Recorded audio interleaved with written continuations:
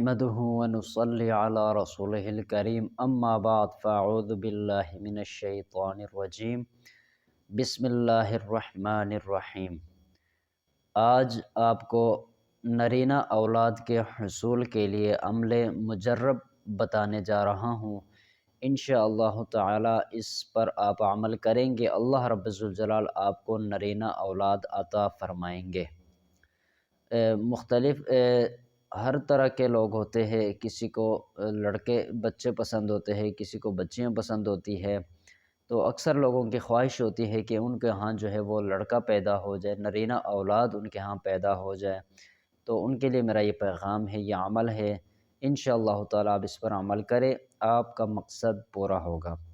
تو اللہ رب الجلال کی طرف سے چاہے بچی ہو یا بچہ ہو، دونوں اللہ کی رحمتیں اور برکتیں ہیں، اللہ رب الجلال کا شکر ادا کرنا چاہیے۔ اصل چیز جو ہے وہ اولاد کی تربیت کا ہے۔ اگر ہم اولاد کی تربیت اچھی طرح سے کریں گے، ہمارے لیے وہ ذخیرہ بن جائیں گے، دنیا اور آخرت میں کامیابی کا وہ ذریعہ بن جائیں گے، وہ دین کے داعی بن سکتے ہیں، ہماری خدمت کریں گے۔ دونوں اصل بات تربیت کے اوپر ہے۔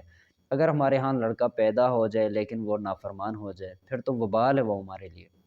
اگر بچی پیدا ہو جائے، وہ اگر نافرمان ہوئی تو پھر وہ بھی وبال ہے۔ اصل چیز فرمانبرداری کی ہے۔ تو آپ کے ہاں بچہ ہو یا بچی ہو، اگر وہ فرمانبردار ہے تو آپ اللہ کا شکر ادا کریں۔ لیکن پھر بھی کچھ لوگوں کی خواہش ہے، تو میں آپ کو ایک عمل مجرب بتا دیتا ہوں، اس پر آپ عمل کریں، انشاءاللہ تعالی آپ کے ہاں لڑکا پیدا ہوگا۔ تو جو حضرات چاہتے ہیں، جو لوگ چاہتے ہیں، جن کی خواہش ہے کہ ان کے ہاں جو ہے وہ بچہ پیدا ہو جائے، تو ان کو چاہیے، جو شوہر ہے اس کو چاہیے کہ وہ حمل کے دوران جن دنوں حمل سے پہلے اگر یہ شروع کرے تو بہت زیادہ اچھا ہے۔